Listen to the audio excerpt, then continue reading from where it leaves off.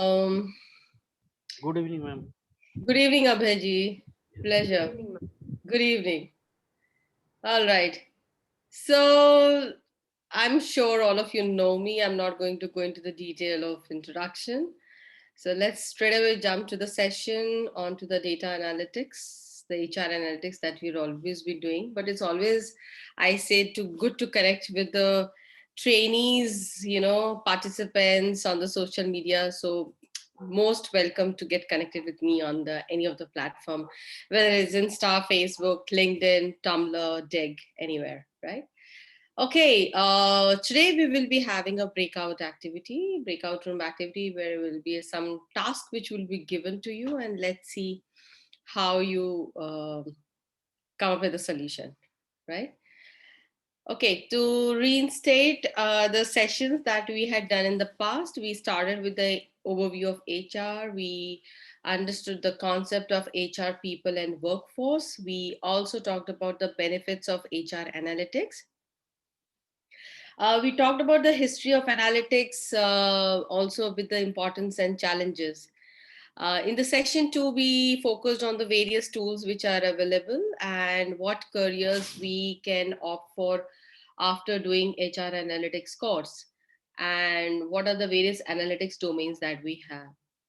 And in section three, I highlighted towards the training and development, and uh, we focused on the function of L&D, highlighting the learning management system versus LRS, right?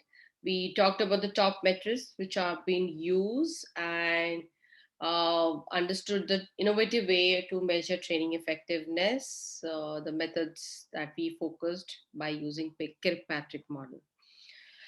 Today's session, I'm going to highlight onto the recruitment metrics. So, every session now will have some specialization domain to give you an emphasis on the various metrics which you can work on into the HR per se. So today I will focus on what are the various measuring approach that we have. I'll talk about the types of recruitment metrics and the most frequent metrics which are used. So it will highlight specifically on the one I have applied, right, and ways to benchmark. So I hope before I start, this is one more article I'm sending on the staffing data analytics, right? I'm just putting this on the chat box so that it's easier for you. Otherwise, always good to remember by just write anubhavalia.wordpress.com, or even if you don't remember WordPress, if you remember my name Anubha Walia, just write my name Google, and then in my blog of WordPress, go there and just write staffing in the search mode. You will get this data analytics article, right? So this will really give you a lot of insight about the topic, what exactly it is.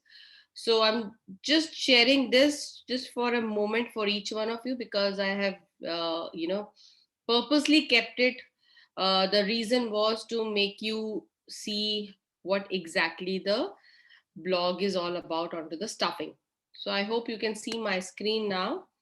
And it's of 9 July in 2020. Last year I had written.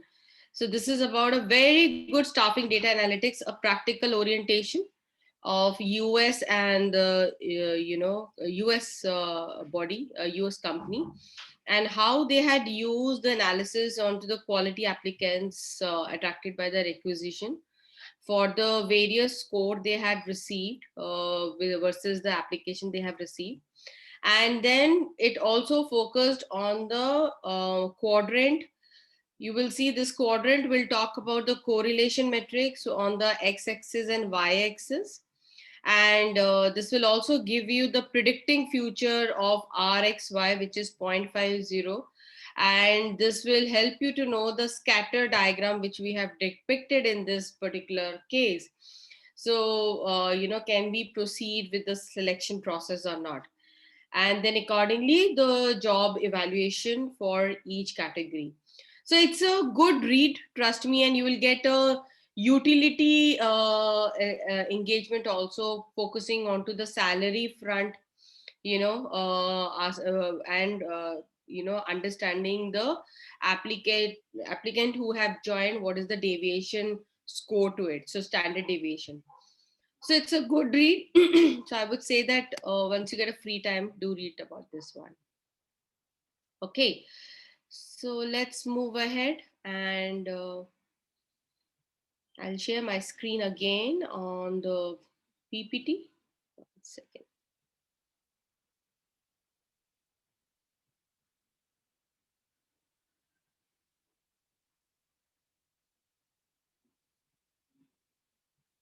All right, I'm sharing my screen again. Yeah.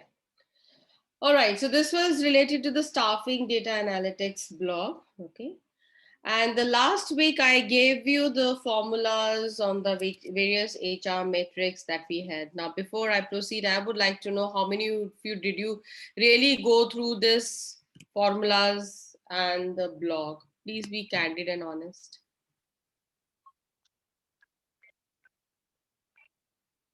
Yep. You can be honest, no problem. If you have not gone through it, no problem. Not me, ma'am. I'm attending it for the first time today. Oh, can I hear your name, my dear? I'm Anupam Sharma, ma'am. Okay, all right. So Anupam, that's me, Anubha Walia. I'm your facilitator. So good. Yes. क्या हुआ? कुछ नहीं, काम कर रही हूँ. Same, I am Rakesh Kumar, working in LIC at Mumbai. I am also attending first time. Okay, okay, all right. So those who are attending for the first time, warm welcome. So we have covered a lot, specifically into the theoretical framework to give the perspective on what exactly the HR analytics is all about. And we have already taken care about the TND as a division or the vertical, right? So today, as I mentioned, it is on the forefront of the recruitment. Nevertheless, I'm going to deep dive further more into it. But as I say, in the first session I mentioned, and again today I'm going to repeat, I know the classes are really important and reading is also equally very important. If you are having a core specialization into this particular topic, my suggestion would be please do read a lot and do a lot of analysis. Otherwise, whatever I'm going to say, it will be just, evaporate like an acid, in a very quick manner. Okay, so let's move ahead and understand the measuring approach, which is the most crucial and the important aspect into the recruitment front. So when I say, let me take the recruitment, because that's the highlight of the today's session. So there are many metrics which you can consider in assessing a recruiting program. Attracting, shortlisting, selecting. It could be appointing the suitable candidate for job. The person could be either on the permanent role, or either it could he or she could be on the temporary role in the organization. So the four aspect that we look into it is first is on the efficiency. Now, efficiency focus on the time to fill, time to promote, hiring process, recruiter workload. When I talk about the effectiveness, it talks about the cost per hire, cost per quality candidate, the candidate qualification, and so on, right? So these are the two of efficiency and effectiveness. But when I talk about the sourcing and marketing, it highlights the hires and the candidates by which source they're coming from, the career side. So the traffic where we are getting the maximum people from, the promotional aspect on the social network. So where are we getting the best of the candidates? On business impact, the most crucial one, where the candidate performance and the hiring manager satisfaction, the productivity and retention actually, focus onto this. So these core metrics are the foundation, and each has a number of variation. So for an example, when I talk about time can be measured as the amount of time, the time from accepted offer to start date and so on, right? So if your metrics program is new, keep things very simple and easy. That's a very important thing I can share. You know, I use the concept called KISS, KISS. Keep it short and simple. The simpler it is, the better it is for you. So the only document, which matters is the matrix, which are those of for the stakeholders, which is about the business value. So once they learn to appreciate a few key metrics, the stakeholders will probably suggest the additional one. So that accordingly you can take care of it. So you will find when I had sent you this blog, right? In this blog, I have given you all the different formulas for the subject. So as I mentioned, so the types of recruiting metrics I have highlighted into the various paraphrase. The first one is time. So time to source, time to process, time to offer, interview, time to hire, time to start, that's the key aspect. When I talk about the cost, cost talks about cost per hire, recruiting cost ratio, efficiency ratio on recruiting. When I'm talking about the sourcing, as I've already shared, so number of submit which you had, cost per lead, ratio submits to hire, number of hires, cost per hire, diversity contribution, pipeline quality, talking about the ratio of total resumes versus candidates, candidates versus interviews, interviews versus offers, offers versus close. So this is a very important paraphrase. Now, those types of recruiting metrics, when we talk about and highlight, where we talk about very strongly into the candidate quality, the satisfaction and return on investment. So these are the various types of recruiting metrics which we use. And, it's absolutely on the aspect of these three parameters. Now, when I say, if I ask the examples from your organization, how many of you are actually doing any of the analysis from the screen you can see on your system?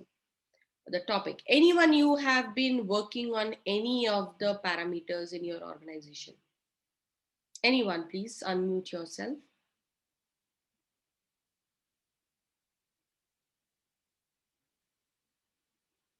Or have you ever read about such kind of okay, someone has written in the chat. So have you ever read about such kind of analysis in any of the case studies or article? Or so Yamini says no, they have not done it. So I mean, Yamini, why I'm sharing this is, look at the scope that you can have to initiate. I have heard a little bit about TCS and Infosys that they do all these things.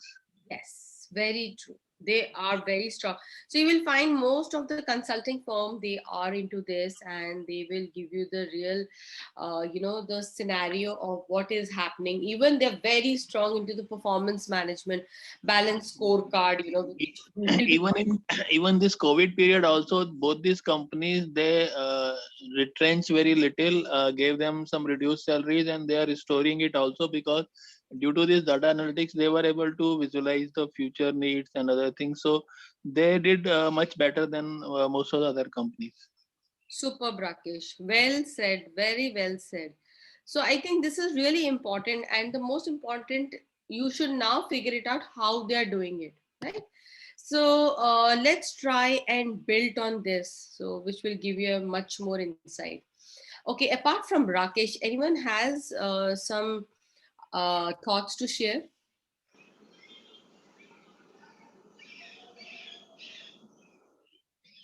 All right. So let's proceed. I think it's important here to understand, right? Now, let me share one aspect here. Okay. There is a, I'm going to talk about into the measurement front. So we know that some measurements are really tricky. Now, for an example, you can see on my screen very well. Okay. Cost per hire can be measured various way. Correct. And can paint a different pictures altogether, especially when we are comparing the performance of recruiters handling different kind of assignments. Now, let me give you this example of recruiter A and recruiter B. So there is a traditional cost per hire, which we call CPH. Would rater A much lower in the cost efficiency than recruiter B?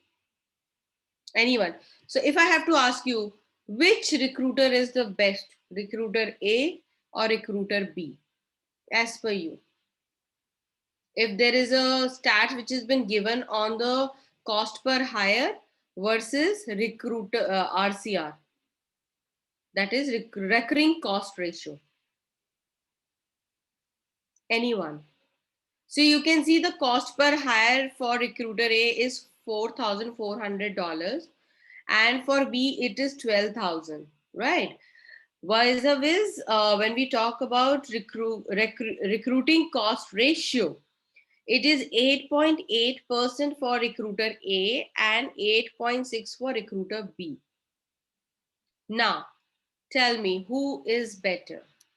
So I see in the chat box someone mentioning, yes, CPH is low for A, recruiter A. But if I have to ask you who's better? Probably, ma'am, recruiter B would be better. Pardon me, I'm yet to go through your earlier 3 YouTube videos. Maybe next time I'll be a little more informed on this, but at the face of it, it seems that recruiter B has got a lower percentage cost of hiring the people for the salary that is being dispersed vis-a-vis the amount that is being spent to hire those people. Recruiter B seems to be better. Okay, so that's one perspective. Someone else? So we can say that if CPH is low, so at the point of time of recruiting, the cost is low for recruiter A. But when we think for longer term, that B has to pay lower salary, lesser salary compared to A. So what I understood is, if we take the long-term perspective, then A compared to A, B will get benefit of paying the low salary. But if we only think about the recruitment period and recruitment cost, then A has an advantage. Nice thought, Yamini. Great dimension. So A much lower in the cost per hire, the cost efficiency than the recruiter B. But RCR, uses total salary cost rather than the number of hires. So to create a fairer comparison, because high salaried people almost always require more time, money to bring on board. So if we are using this metric, the two recruiters are performing about equally well, if I'll tell you on a very simpler manner. Correct. But then, yes, rightly said by Yamini, if we will just consider on the cost per hire, then we will just see CPH. But if we will see RCR, then definitely it is recruiter B. But Ma'am, yeah, there is one question that as this group is heterogeneous, the senior managers must have gone for many tier of interviews, etc. So cost will definitely be higher, and the people who are interviewing them is also more costly because they must be management gurus. So if you call Ramcharan to hire one person even, then this cost will be very high. So that way we have to go for more information about this recruitment. absolutely, I totally agree. So right now, let's not compare with the, the expert, the CEO or the C-suite level, like Ramcharan, where his salary is on the basis of per hour basis. Correct. So that is a different ball game altogether. Now, when we are talking about an industry per se, in an organization per se, and a department wise, there we actually have to go into it, and that's how the analytics will start playing in. Correct. So let's try and understand and build on it here. Okay, so what we are going to do is we are going to have one task right now for you. Now, I'm just making you read it very comfortably, and you can take your mobile phone and click this picture also. Okay, so that you can read it. So at the start of a quarter, there were 100 employees. During this quarter, 10 employees left and 20 joined every month. At the end of the quarter, there are 120 people working in the organization. You have to calculate the turnover for this quarter. Are we good with this? So you have to come up what is the turnover of for the quarter in this organization. Turnover ratio. What is turnover? Number of people leaving divided by the total people. Very nice. So employee turnover rate is the rate at which employee leave the organization. So turnover can be voluntary, it could be initiated by the employee, or an involuntary representing firing, layoff, or expiration of the employment agreement. So company turnovers rate can be indicator of its culture. All right. So I hope you have clicked it. I'm putting you in a breakout room. I'm going to give 10 minutes for this task. All right. I hope you have clicked the picture of this particular case. Yes, ma'am. Ma'am, and please give the sharing right options to us so we can share it when we are in the room. Oh, you will be able to share it. No worries. I'll just see that. No worries. Okay, so I'm putting you in a 3 rooms, and rooms are all open. It's for 10 minutes. Please join the rooms.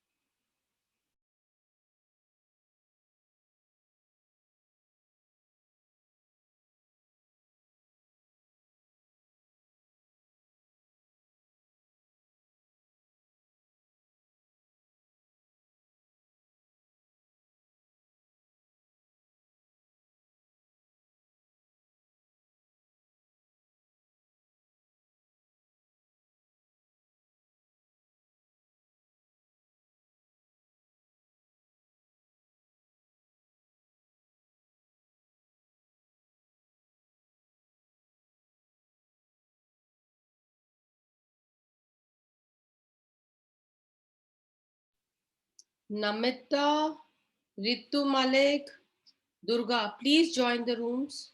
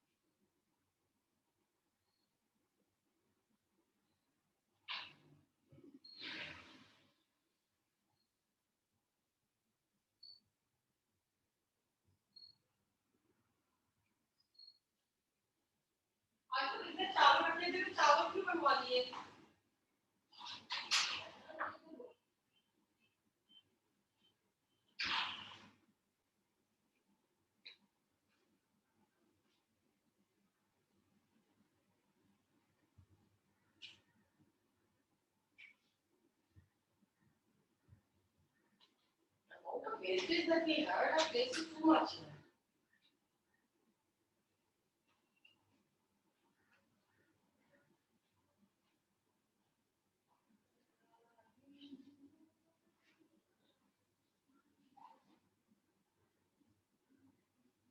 वैसे पत्थर लगने से बाबा की उधर पे अच्छा हो गया है ना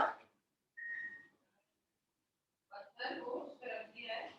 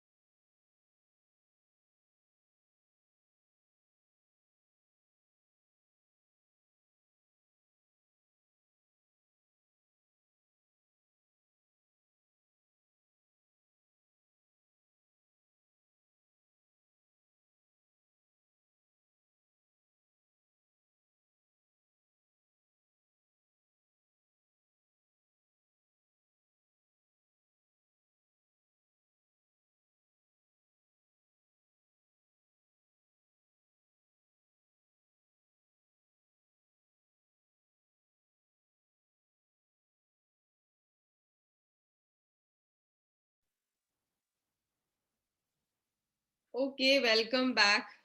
Great.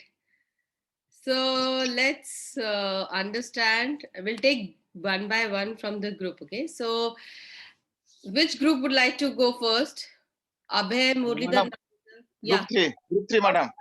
These are all right. So group 3 we have Bhumi, Yeah. Sahu, Durga, Razia, Shivani, and Sonal. All to you guys. Okay, let's. So, madam, as per our group, we have included the new hires in the turnover rate. So, in the beginning of the quarter, it was 100, 10 left, so it became 90, 20 added, so net became 110. So, 10 over 110, it becomes 9%. So, turnover rate is 9%. That is our as per our calculation. Okay. So that's as per you. Perfect. Let's take the reverse manner only. Room 2, please. Which is Anupam, Arvind, Binita, Pushpa, Ketan, Kinashk, Swarnima, and Vijendra. So we also got the same percentage, ma'am. So we took the average number of employees per month and we divide. So we first look at how many employees left the organization, that we divided by average number of employees. So there are 2-3 different methods to which we can take the average employee first. We can take the opening count and ending count of the month. We can divide it by 2, or we can just take the average. So if you see how many employees left the company, so those were 10 in a month, and then if you divide it by average count, then it comes to around 9%, 9.09. 9.09. Yeah. Superb. Great. All right. So the last group, please. So the last group is that we have from the breakout room is Abhay, Murli, Namita, Priyanka, Rakesh, Shweta, Suketu, Urvashi, and Yamini. Anyone?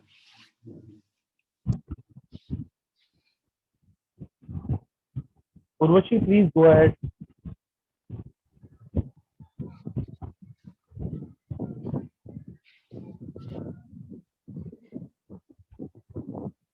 Hello.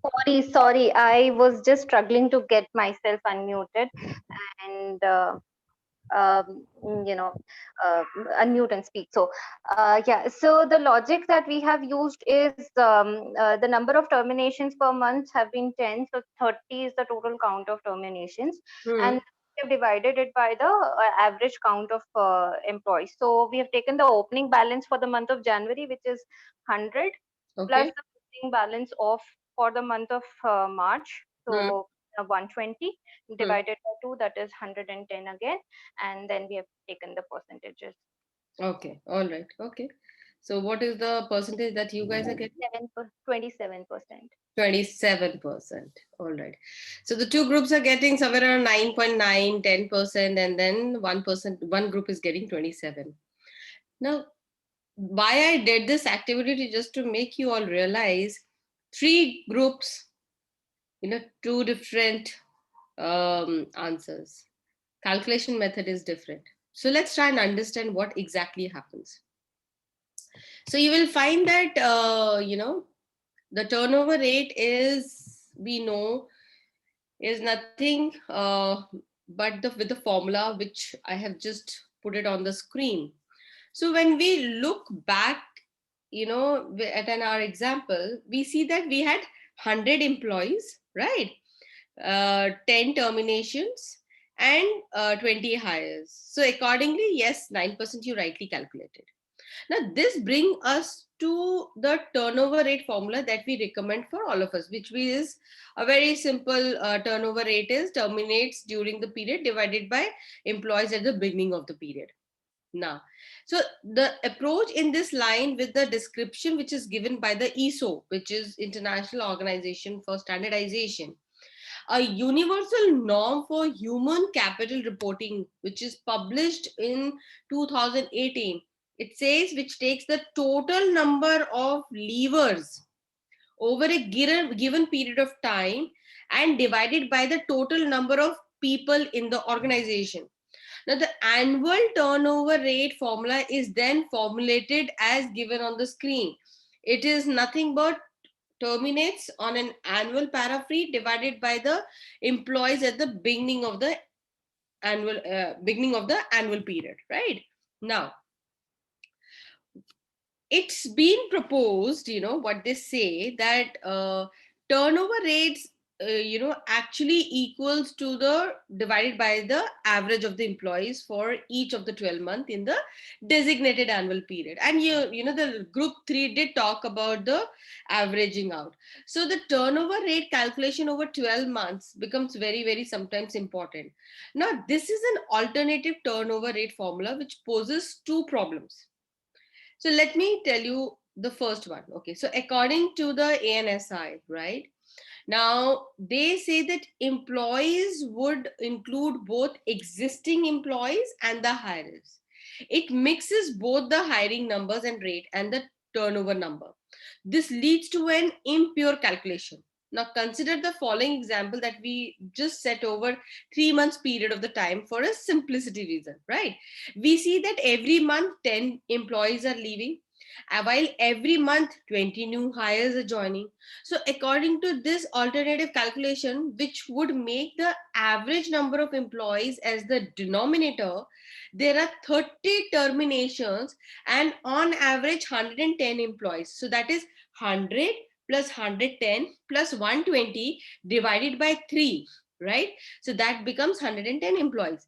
This makes the turnover rate, which is 30 divided by 110, which is equal to 27%, rightly said by group 1. Okay, so our proposed method shows a different number.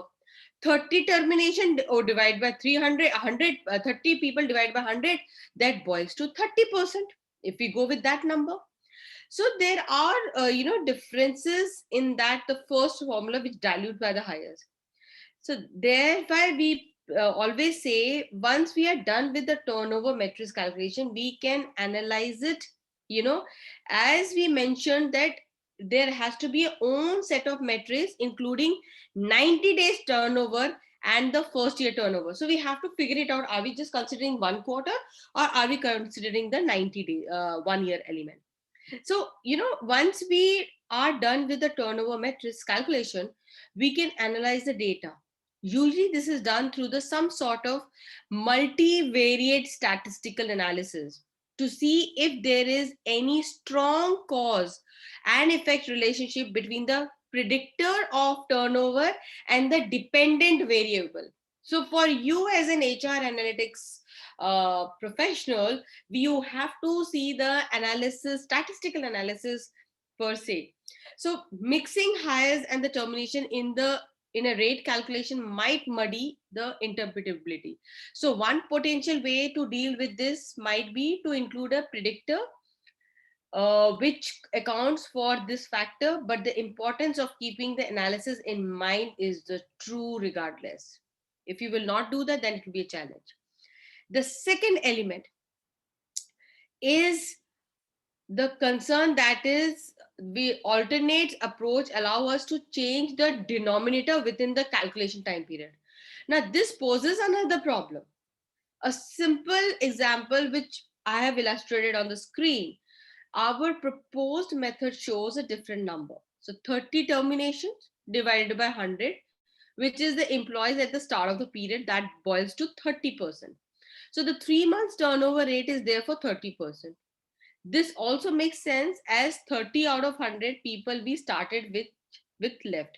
So there is also very practical side to this story. The data we are working with is in these examples will come from the data pool and the data warehouse. So the dashboard and the reports that are created based on this input data needs to comply with the practicalities of the system and the measurement. So that is where the importance will come in. I hope this aspect is clear, right? So let's try and understand, build and further more to it. Ma'am, may I interrupt? Yeah, please, sir. I haven't actually understood the logic, because there's a logic to all three of them. There is a logic, absolutely. You could be starting at the beginning of the quarter. You could be taking an average. You could be looking at something at the end of the quarter. All three have got their own logic. What is the correct method if you are asked to calculate the turnover? What is the correct method to be taken? Because As I mentioned, there is no circumstances. correct method. Let me tell you, there is no correct method. You will find 10 different formulas for the turnover. For as a HR analytics, as I mentioned, you have to understand and figure out what exactly your objective is in this calculation. When I say if you have to figure out the multivariate analysis, are you finding out the two variables component, why the turnover is happening? If you want to figure that out, you need to choose accordingly. If you want to get to know that on a particular month the maximum hire is there, I'll give you with a very, very simple example, right? Okay, let me ask from all of you, when do you feel which month is the month where you will find maximum number of people are living in the organization? After the appraisal. Yeah, after the appraisal. Chaliye ji. Okay, which means the month of May, correct? April, May. April, May. All right. So if we say in the quarter wise, we will say the first quarter. Correct? Now this is you feel, I feel. I don't know. Now here my question is, you need to figure it out from the statistical front and your analysis, that whatever hypothesis you are giving, whatever the a thought you are giving, is it because of the PMS or not? This is my answer to you. Is the formula can be anything. So if you're using one formula, you need to ensure that this formula is standardized for the continuous 1 year or for the entire 5 years. Do not do that mistake of 4 years back you were using X formula, after 3 years you're using Y formula. That's the only message I have from this particular slide. I have seen people doing this mistake. So there is an average base also, which is also correct, right? Which is there on the screen. There is also a very simple method which has been shared on the, a simple aspect of employee at the beginning. If you will see, both are correct. So if you're working on the annual component, ensure you work on the annual component. If you're working on the quarter component, ensure you work on the, quarter component. Just to prove your point, I have seen people doing analysis in a wrong manner. Well, that's precisely the point that I was wanting to highlighting. That we cannot have statistical models tailored to be interpreted in different manner by different people. Then the entire sanctity of that statistical issue would be lost. Yes. If I have to analyze in this particular organization, in a quarter you started with 100, you have ended up with 120. Though I think it should be 130, but you have ended up with 120. 50 people have left, 60 people have joined. So out of the original, if I have to see what is the percentage of the new employees or turnover, there are, at the end of the quarter, there are 60 new employees, 30 have left, only 70 are the original ones. So the percentage of people who are new has almost matched up with the percentage of the old people, which means in this particular organization, in one quarter, almost 50% of the people are getting turned over, which is never good for the organization. So it depends on which way you are looking at it, but I still think there should be one base figure of how to calculate it. See, as I said, if you're using the annual base figure, do that. If you're working on the average, please do that. If you're working on the quarter wise, please do that. As I mentioned, the ISO says, the ISO, International Standardization Organization for Standardization, average is the right way. So ANSI, the formula, they say this is the right method, which has been shared on the screen right now. Do not go with the other examples in the past you have seen. So what they say is original employee pool at the starting of the month, and then the average, you figure that out, and number of people living divided with that. So here you will see the 33% score. Kindly just stick to this formula only. Are we good? Okay, ma'am. Thank you. So let's further move ahead. So you know what happens, why we did this exercise, only reason is do not have any kind of ambiguity specifically into the calculation front, because if let's, for that matter, let's say Anupam is, a HR head, and he said we will do the turnover by doing this formula, by using this formula. Now Anupam leaves the organization, and Yamini comes, as an HR head. Now she comes and propose that let's do on the quarter wise basis. Now here you will find a different answers altogether, so the calculation will go haywire. Ensure the objective, nothing more. So as an analysis, you have to figure it out. What is the objective by the stakeholders? Why the turnover is happening? What could be the reason to it? And that's how you can have a correlation matrix or a regression analysis. Okay, let's further build on it. So what are the various recruiting matrices which has been seen in the organization front? So you will see that in the recruiting metrics, which are a standard set of measurement which is used to manage, and they actually improve the process of hiring candidates into an organization, right? So what we do here is we simply have a very simple aspect, that identification of candidates, sometimes also known as sourcing potential, attraction of candidates, interviewing them, assessment of the candidates, and the overall process of improvement of the recruiting workflow and the steps. So recruiting metrics are basically a measurement which is used to track, a hiring success and optimize the process of hiring candidate for the organization. So when used correctly, these metrics actually helps to evaluate the recruiting process, whether the company is hiring the right people or not. Now here, as I mentioned, so this is what is there, all these metrics in the the blog which I have mentioned. So if you're focusing to measure and to do the analysis on the speed front, you should only focus on the time aspect, right? When you're talking about the cost front or the quality front, then you should be highlighting onto the quality, the acceptance rate, the drop off rates, the satisfaction manager aspect. If you're talking about the productivity component, you will find that source of hire, full funnel throughput, candidate withdrawal reason, and so on. The same very way, if we go only a specific cost related, then we focus only on the cost to acquire, that is the CTA.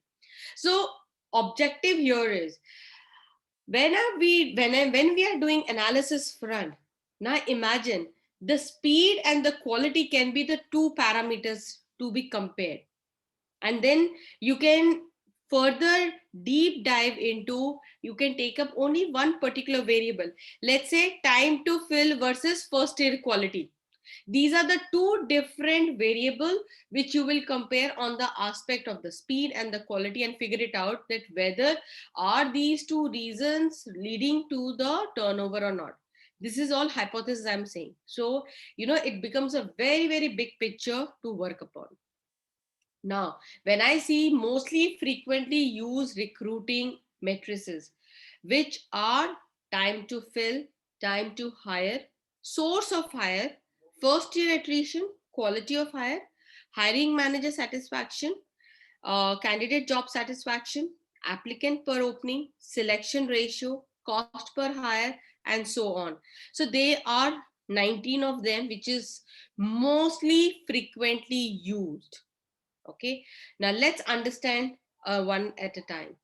When we talk about time to fill, it is nothing but it refers to the time it takes to find and hire the new candidate, often measured by the number of days between publishing a job opening and hiring the candidate.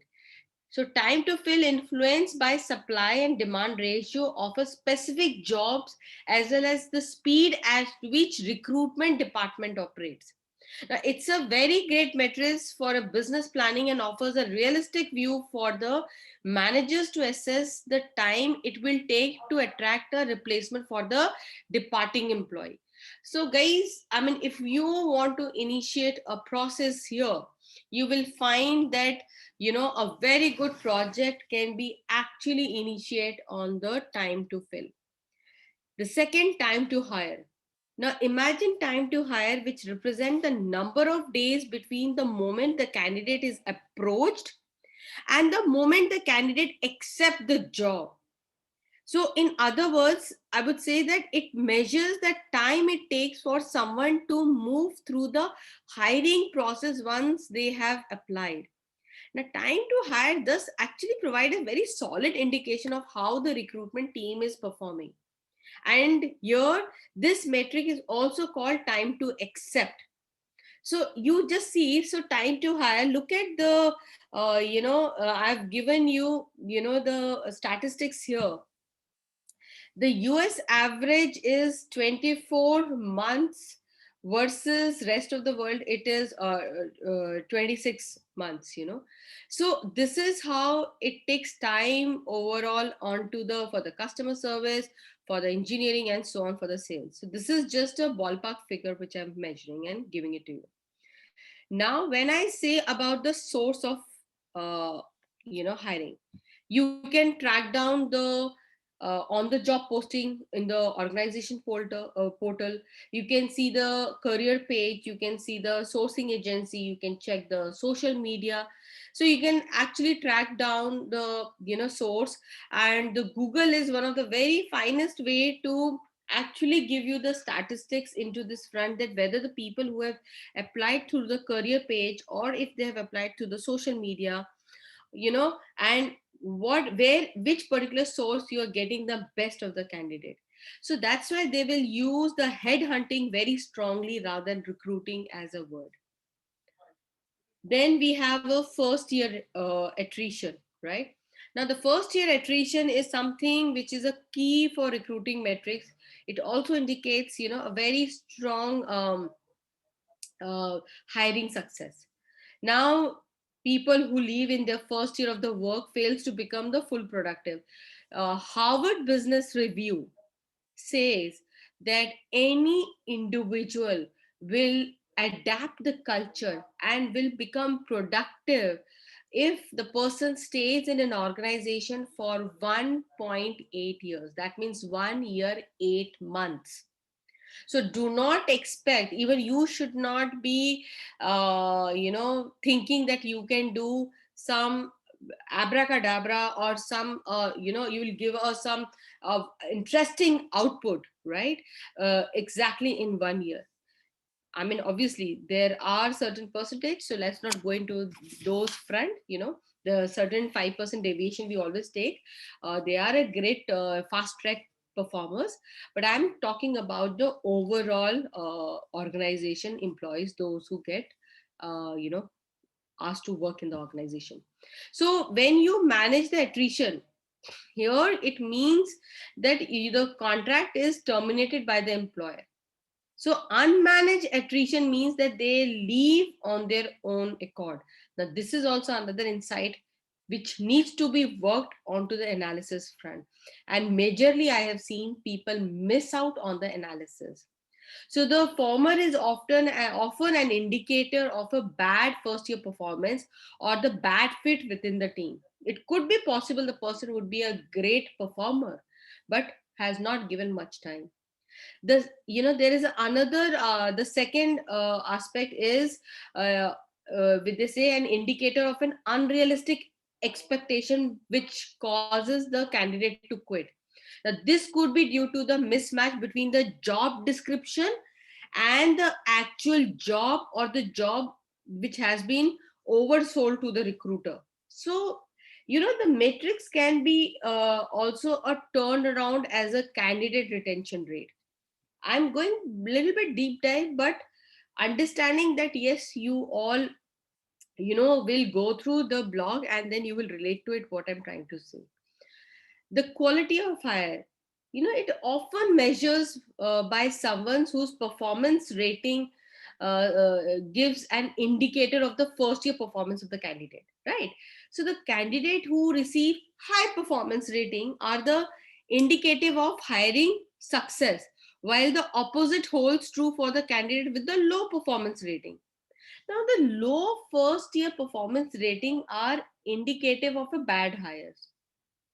A single bad hire can cost a company ten of thousands of dollars in both direct and indirect costs. Analysis needs to be done in HR costing, when combined with the challenge through which the candidate was sourced, you can measure sourcing channel quality. So don't only just put a focus on the performance itself and say that's a bad hire. Absolutely no. So the quality of hire is the input for the success ratio. The success ratio divides the number of hires who perform well by the total number of candidates hired. So high success ratio, I would say it means the most of the hired candidates perform well. However, a low ratio means that you need to fine tune your selection process. So that's the analogy we have to work on. We also have something called hiring manager satisfaction.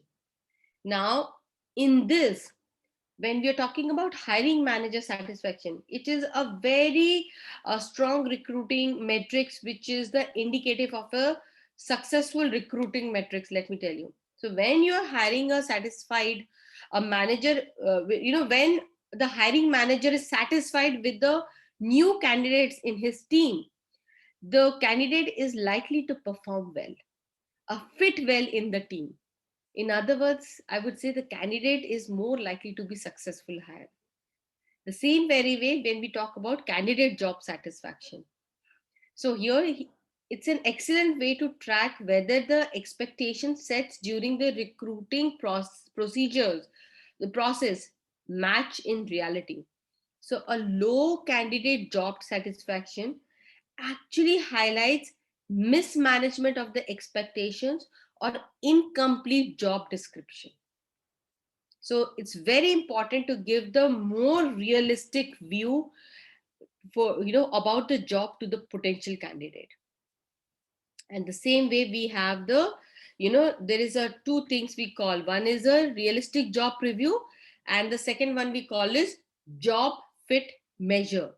Now what is realistic job preview? RJP we call it. It is a recruiting tool which is used to communicate both good and bad aspect of a job. So essentially it is used to provide a prospective employee a realistic view of what the job entails. This measures much like a job fit measure. It is to provide candidate a richer description of the job, example like work environment, duties, expectations, and to help them decide if they are a good match for it. So when do we use RJP?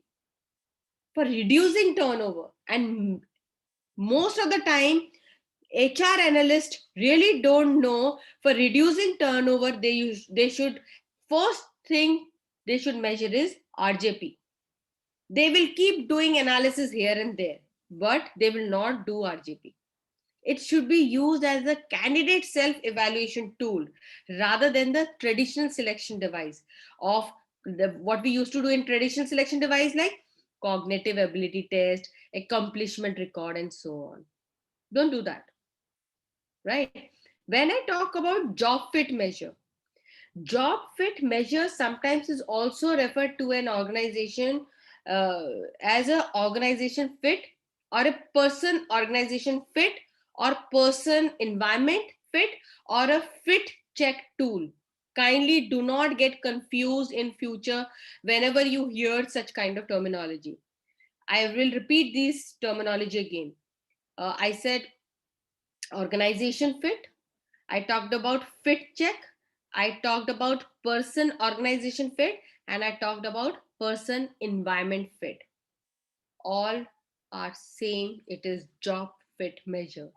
It compares applicants' personality, interest, values, organization culture, preferences, information to the characteristics of the job and organization. It's a very deep dive job fit measure. The concept behind job fit instrument is basically individuals are attracted to and seek employment with the organization which exhibit the characteristics similar to their own. That's why you will find the soft skills getting very strongly highlighted here. So the most common organizational characteristics used in a job fit measure in an organization culture, example of an company Holiday Inn. They actually identified the innovative, detail oriented and team oriented people. That was the organization culture. And then what they did was they used the Likert scale. We all know Likert scale, which is 1 being strongly disagree to 5 being strongly agree. So that on that Likert scale, they actually gave the questionnaire to the applicant, got the things in detail, and you will be so surprised that they actually were able to get the best fit for the organization. So analytics looks really easy, but it is not. We really have to go very deep dive, and that can only happen when we have a very strong subject mastery into our own subject. How to test job fit, ma'am? It is very qualitative thing, I assume. Yes, my dear. As I mentioned in the last session, Yamini, all the qualitative aspect has to be converted into the quantitative front. And that quantitative front, either, so we have cognitive test, psychometric test, and behavioral test in the form of situational test. So you will find the people who are into the talent acquisition, they will do the KSA element. What I talked about, K is knowledge, S is skill, A is attitude. Nothing in the frame of cognitive, psychometric, and your situational analysis. And that is how they will find the very strong job fit measure, which gets very smartly screen tooled with the basis of assessment. And then we use the validity, methodology, and utility assessment. See, in this today, the blog which I have given you on the staffing, there I've given you example of utility, right? So you will see in that how well they have used the utility analysis and talking about the staffing. So you can actually relate that very well there. Okay, but thanks for asking that thought of how can we do it, right? Okay, let's understand the applicant per opening. So applicants per opening is, it is basically per hire gauge the job's popularity. So a large number of applicants could indicate a high demand for the job in a particular area, or a job description for that matter. Let's try and understand. Let's go back almost like 1.5 decade back. When social media became very popular, the Facebook actually driving so many things, Instagram coming in, and YouTube coming in, but nobody knew how to do social media analysis because people were not having that kind of expertise. So when they were asking for people to join that particular job, the very less applicants were there, right? The same way, we get to know how we have to reduce it based on the requirement. So this is how we figure it out for the identifying the suitable candidate for the particular job. Selection ratio, beautiful method. One is a recruiting aspect, second one is a selection. Let me tell you, they are two different component altogether. Now, selection ratio, actually, you will find that it refers to the number of hired candidates compared to the total number of candidates. And I've given you this formula on the screen, right? So you will find that the ratio is very similar to the number of applicants per opening. When there is a high number of candidates, the ratio approaches 0. So the selection ratio provides information such as value of different assessment and recruitment tool, which can be used to estimate the utility of a given selection and recruitment system. So this is very, very important. Another important aspect of cost per hire, this is what I was trying to relate, with the selection. So here, when we talk about cost per hire, we talk about the advertisement cost, we check the agency fees, we check the candidate expenses. There are some other external costs, there are some hiring training costs accordingly. And then these are all external costs. Then we also have an internal cost. So when we talk about the cost per hire, so accordingly, we see the total recruitment cost divided by total number of hires. And in the total recruitment cost per se, we use total internal cost plus total external cost. I will tell you why I'm sharing this. I have seen the mistake people doing. They only consider external cost and miss out in internal cost. So sometimes even in the internal cost, the loss of productivity is not considered. We miss out on that. So my suggestion is you need to ensure what all internal cost you are considering in the cost per hire, and then give the very elaborated and the clear picture, right? Then we also have something called Yamini. I hope you've got the example of external and internal both cost. It's there on the screen.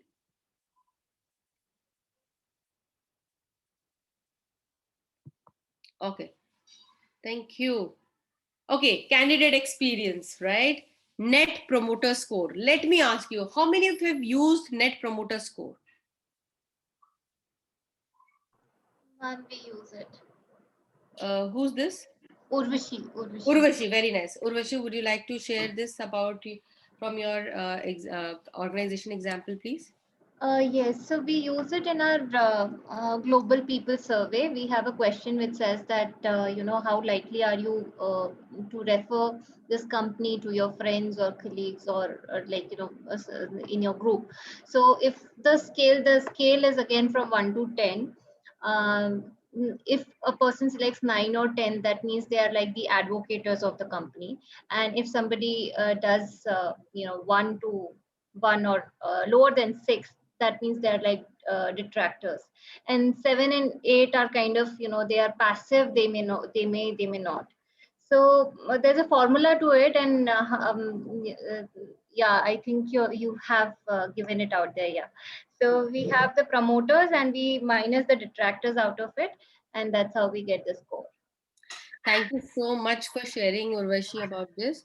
So, I'm actually sharing you the real example of NPS, which got published for my session in one of the programs which it did on aligning strategy, service, design, and standard, right?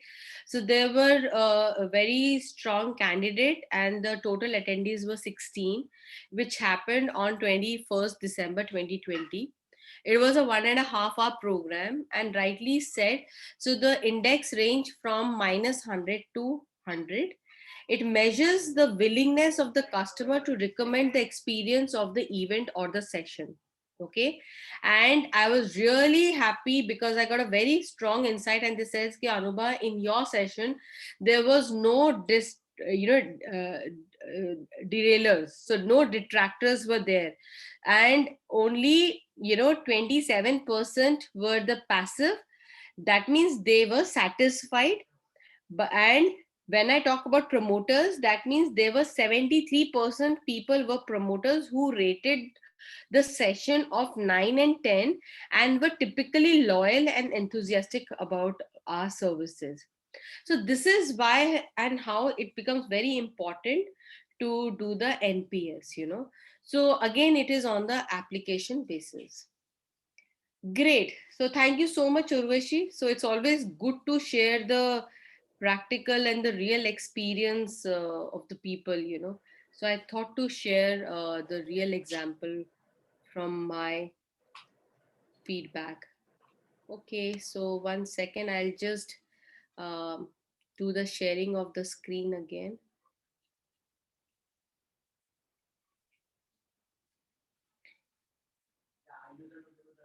Okay, so that was the candidate experience, which we just mentioned. NPS is a very, very strong method and a very strong tool which is being used specifically into the recruitment and onboarding process. Glassdoor is very strongly using NPS, and they also check people who leave X organization to find out how was the experience and how would you rate the employer, and then they will check the entire onboarding process and the exit interview also. Okay, then we have offer acceptance rate, right? Again, it's the number of offer accepted over the number of offers made. That's another one that we usually take and consider it. So this is also, we need to figure it out, that the lower rate is indicative of a potential comprehensive problem. When these problems occurs, often for the certain functions, the pay can be discussed earlier in the recruiting process, and the efforts can be minimized as an impact. So absolutely, here we focus on the candidate salary expectation, and that is how the acceptance rates do come in. Percentage of open position, again it's on the same paraphrase of total number of open position versus total number of position in the organization. Again, a very important metrics which can be actually you all can work upon.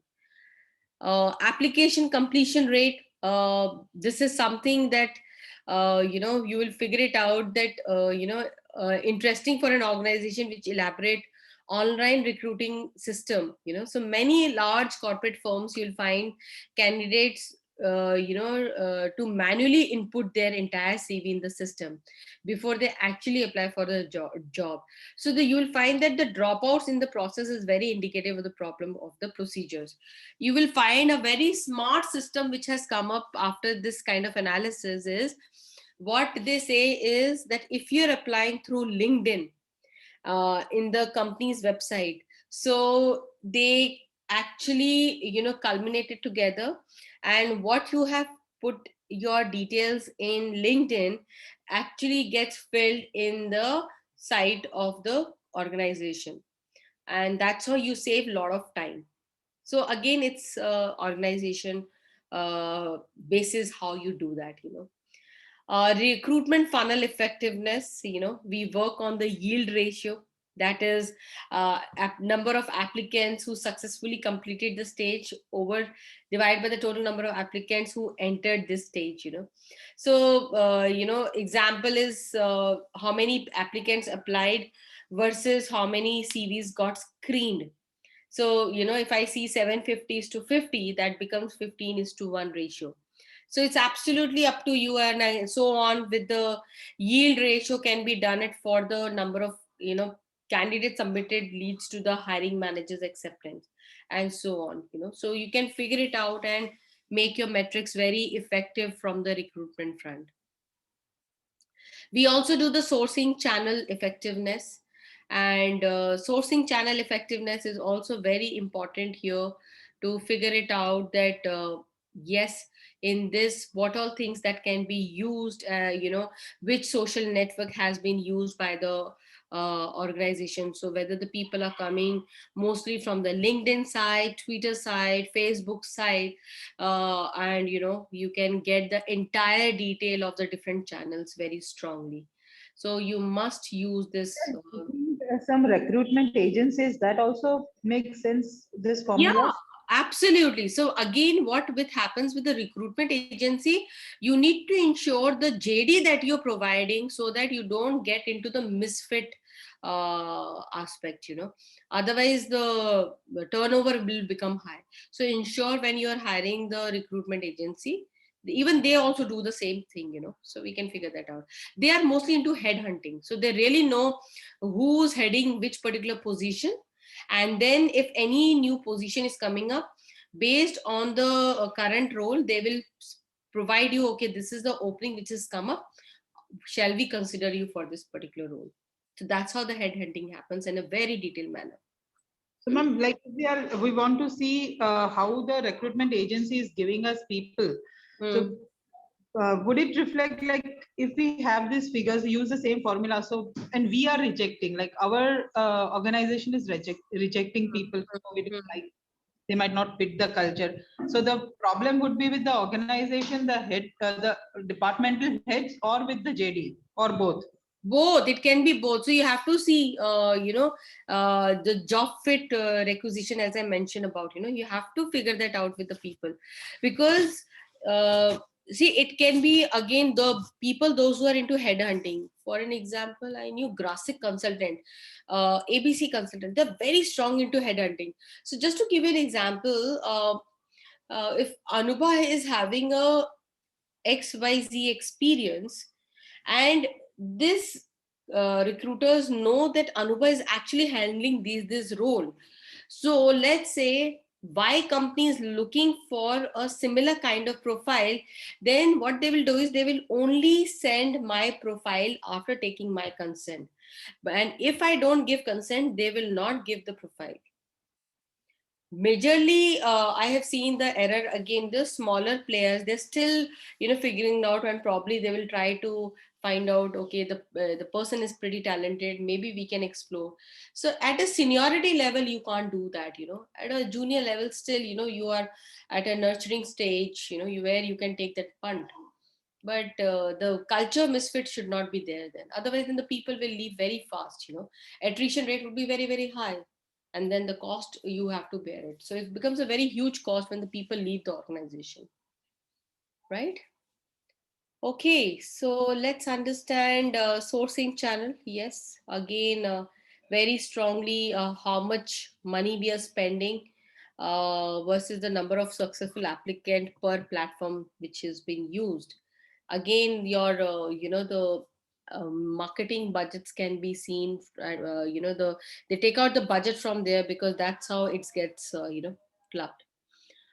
Same way, we have cost to getting a optimum productivity level to a time to productivity level, very strongly used by the organization, and when I talk about OPL, it is, basically here it includes the things like onboarding cost, training cost, the cost of supervision, co-workers involved in the on-the-job training, and so on. So, there is a very strong percentage of the employee salary which is also included in this kind of calculation. And I have seen people missing it out on this. The same very ways to the time to productivity. Again, the optimum level measures how long it takes to get people, up to speed and productive. So in this, the time between the first day of the hiring and the point where the employees fully contributes to the organization. So this is how we use it. So these are the ones that becomes very important and crucial. So keep using it and keep working on it, and you'll get a lot of insight to it, and you will read into the blog also and get the real insight to it, right? Oh yes, Yamini ma'am, do we need to memorize all these formulas? See, honestly, I will say no, but you should know from where to get the formula. So I've already given you my platform. You can get the formulas at my place, so it's there already. Correct. So you can just open the blog and you can get the formulas. And thanks to Google, which is already there, so don't have to mug up. Don't spend time on such things. You should be knowing which, particular recruiting metrics to be used and how to use it. That's about it. All right. Any query, any question? Ma'am, when you speak this, it seems very logical. But when we step back without you there, half of the thing just tumble out of the mind. So can we read this logic that you are saying somewhere? Because आप जब बोलते हैं तो actually बहुत logical लगता है, फिर तब doubt नहीं रहता है. But हमें बोलने का आता है या तो हमें लिखने का आएगा, तो मुझे नहीं पता है कि whether I'll be able to write or not. That is the biggest challenge. And you will be able to write, don't worry. So I've already given the name of the books last week, and read the books, and you're already attending the session, and when we will be applying these small things into the session, it will be really beneficial. So don't worry. Actually, it is you have practiced a lot, and we are novice. After some time, as the practice goes, confidence will come. Yes, this is anyhow the fact of life for any subject, for that matter. Not only analytics. Even when we are working in kitchen, so we become perfect in making different kind of cuisines slowly and gradually, right? एक book लेनी हो तो कौन सी ले? Mummy इतनी सारी मत दीजिए, सिर्फ एक एप्लीकेशन के लिए, बहुत सारी नहीं, एक. एक book. Okay. So Actually, I'm really challenged. I'm sorry. I am not very comfortable with maths and figures, ma'am. इसलिए एक ही चाहिए, उसमें से मैं कर लूंगी, खुश हो जाऊंगी. See, to be honest, HR analytics, there are various books which are there. I will not say the books are not there, right? My suggestion would be you can use one book is by Winning on HR Analytics, right? It's a very simple book. And the value of this book is only 440 rupees. Okay. The second book I have already given it into the blog. You can pick up my book also. It is on the descriptive analytics, right? Fundamentals of research. End of the day, so in my book what I have done is I have given a very simple aspect about which particular tool to apply where, and majorly I have seen people lack that. So just work on that. So this is so I'm just you can go to the analysis. Fundamentals of research. I'm giving you on this chat box. This is for you all. I mean, you can just click that. I'm putting it into the chat box. 1 second. Yeah, so the book one I have already given, the second one I have also given to you, right? So you can use these two books. I mean, for the analytics you need it. So we're being on analytics you can work on. So that's the very simple and nice book, HR Analytics. It's a paperback by Ramesh Sundaran, Soundarajan, So there are dual authors in this. Here, right? And the second book I've already mentioned Fundamentals of Research. That's my book. All right. Okay, so thank you so very much. I believe the session was fruitful. And let's please read about the staffing case study, which I mentioned. And my suggestion would be the more you will read, the better it would be. So those are all real insight. And in the next session, we'll be again doing I'll be giving you again a case where you will be solving it, So that's how we'll be working on. All right. So thank you so very much and have a wonderful evening. And thank you for taking out your time on Sunday and learning this HR analytics. Great. So thank you so very much. Good Pleasure. session. Thank you. Namaste. Thank you, ma'am. Thank you.